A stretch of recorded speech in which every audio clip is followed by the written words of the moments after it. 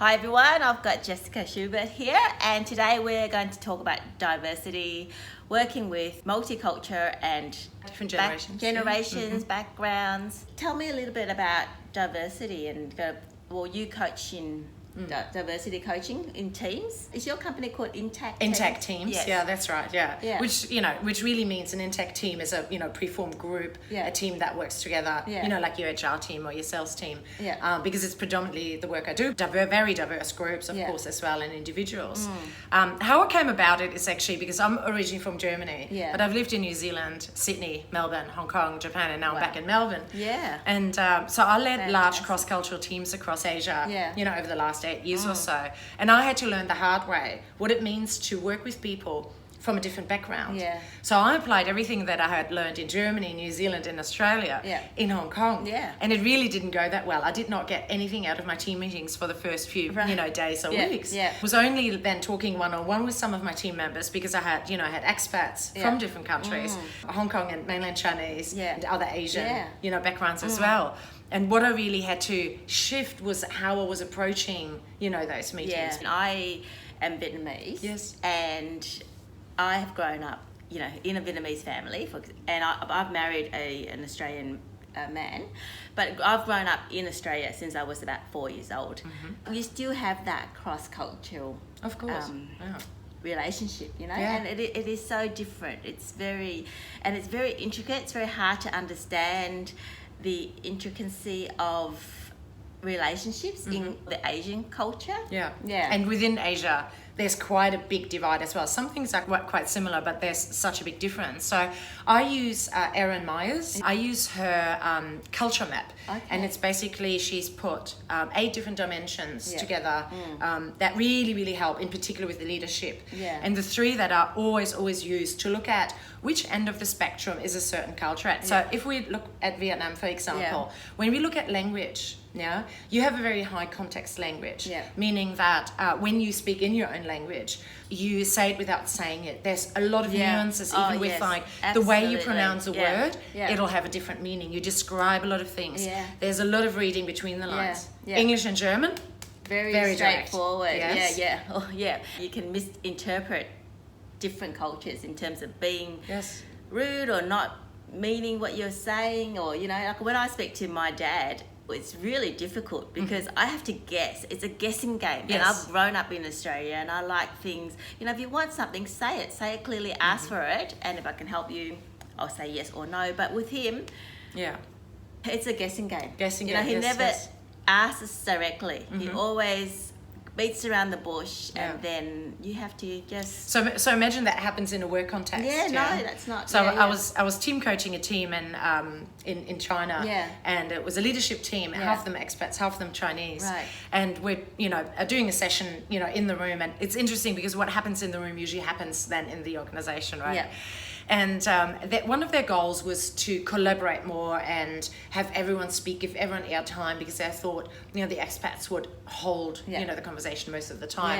And it was interesting because what we very often do when we're low context, so speaking, English, and we're very direct. If someone is not so direct, what we do is they say something, and because we're sort of half guessing, but we sort of but instead of asking them, what we do is we repeat what they say. Usually we point our finger. So this is what you're saying, Cindy. And it really intimidates them. So that was happening in the room, and I'm like, do you guys feel like idiots because you're like, I just told you that. Why do you have to sum everything up? Even when we in English we go like, we send an email and we sum up what we just said in the meeting. For people with a high context language dimension, that's really difficult to get. So we then debunked that, and we really worked on that.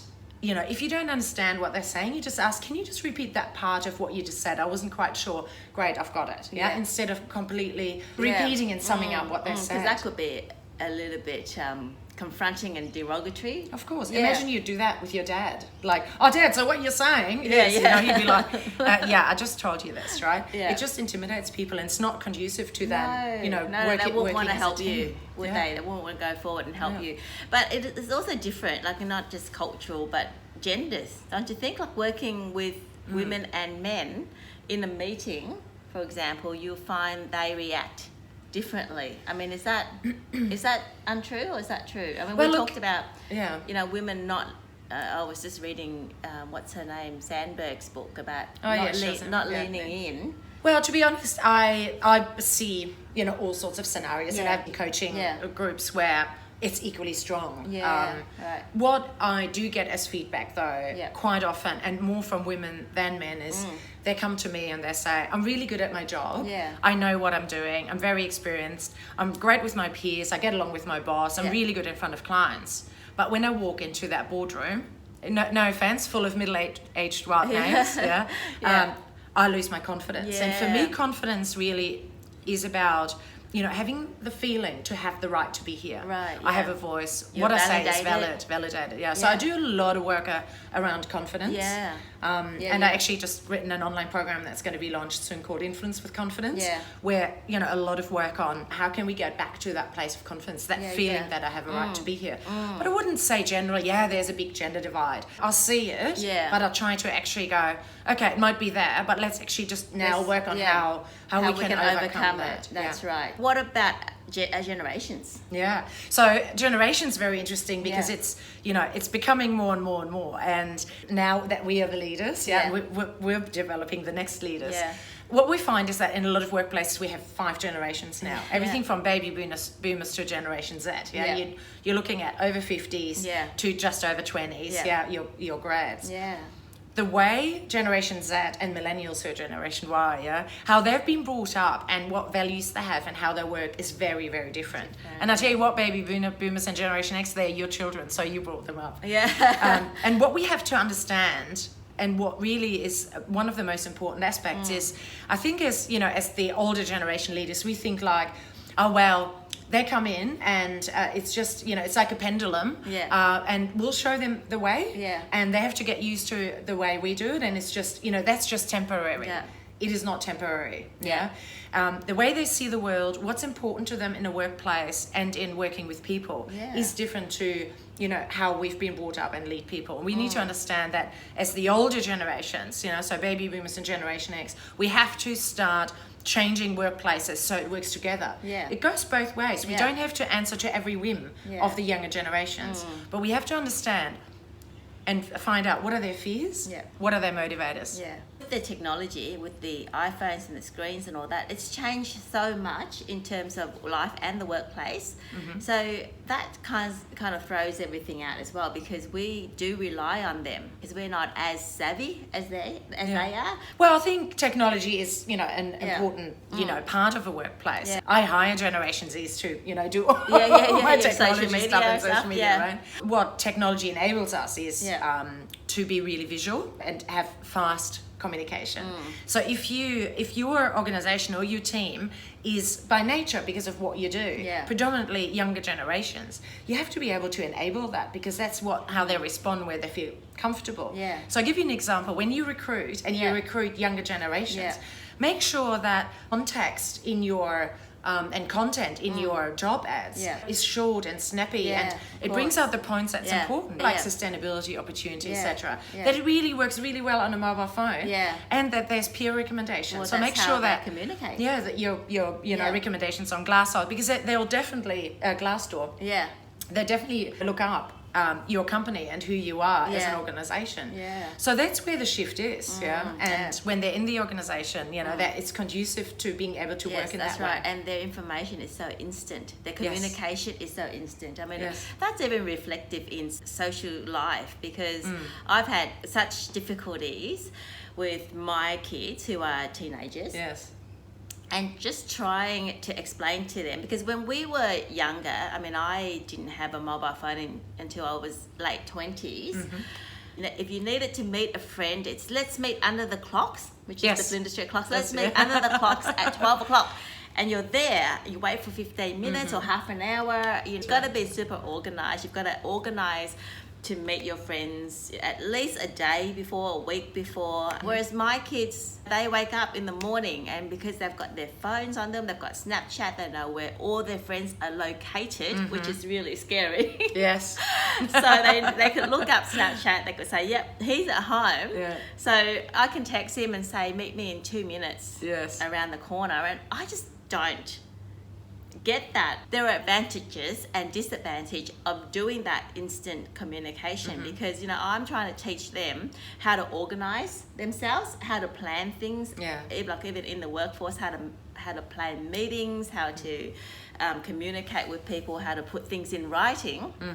Whereas the kids, it's so instant. Everything is really fast, and I do find, you know, our job really as leaders and as parents is help them to, you know, connect on a personal level. Going into a relationship is not swipe left or right. It's actually, you know, talking to someone and making that connection. And you know, it's probably harder now because a lot of that element is taken away by social media or online and screens and apps, right? So it's just a different task we have. But we have to remember that, especially these two generations, you know, Generation Y and Z, they're the next leaders, and it's happening now, In 2030, there's not going to be any baby boomers. It's going to be 30% Generation X, it's my generation and your generation, and 30% millennials and Gen Y, and then 30% Generation Z, and then Generation Alpha, which is the new one that's right now 10 years and younger. They're already going to start being in the workforce. I think it's about 7%. So it's our job to create the next wave of leaders. So how do we do that? How do we make sure that the basics and the foundations and the fundamentals of leadership is instilled in them? Like, you know, and it's still the same, conversations, isn't it? And that doesn't change. I think it doesn't change. No, it doesn't change. How can they then use everything else that they've learned, that we've allowed as parents and teachers, to their advantage. To their advantage. They're focused very often on, you know, development opportunities. It's not so much about a title, but it's like, what else can I work on? And because they will go through many more careers. What you have to do is not like, oh my God, being upset because you have a wave of, you know, people coming and going. You have to be really, as an organization, you have to become very proficient in your hiring and induction process, because you probably go through a lot more people. But they also come back. They go for full circle. You know, being able to give them the opportunities, run projects, have a flat hierarchy, but make sure people can get involved. And sustainability, really, really important as well. So. You have mentioned sustainability a couple of times. So why do you think that is so important? Is it just especially with Generation Z? Younger generations are much more vocal about it, because I think we grew up when it was sort of, you know, it started to happen. It's very evident that, you know, we are in a crisis. Climate change, especially what's happening with the fires in Australia. That's right. Yes, the fires and, you know, and everything else that's going on. And young people are really vocal about it because it's their planet. And they know if we don't change anything in 10, 20 years, we want to have a planet that's livable. And they're, you know, and they're clear about that. And they're going to really change it. We have to give them the opportunity, the ability, of course, encouragement to put in place, encouragement to put in place. It's going to be them, not us. Incorporate it in the workforce, incorporate it in the corporate, in their work, in their environment. Because there's so many things we can do in our own environment, and that's in an office, you know, that's in our families. And the more we give them the opportunity to be part of that and drive that together with us, instead of us going like, you know, we don't care about it. Unsustainable, wastage, you know, plastic and wastage and paper and all that sort of stuff. So, you know, help to put them in charge to be able to help organizations, but be open to that. And they will choose you as an organization. Fantastic. Thank you so much for talking to me. So I'll put Jessica's details down below if you need to contact her or follow up. Jessica's part of the Women's Business Australia Network. I hope I got that in the right order. Business Women Australia. Business Women Australia Network. And so, we'll just put that details as well. Great. Thanks very much. Thank you.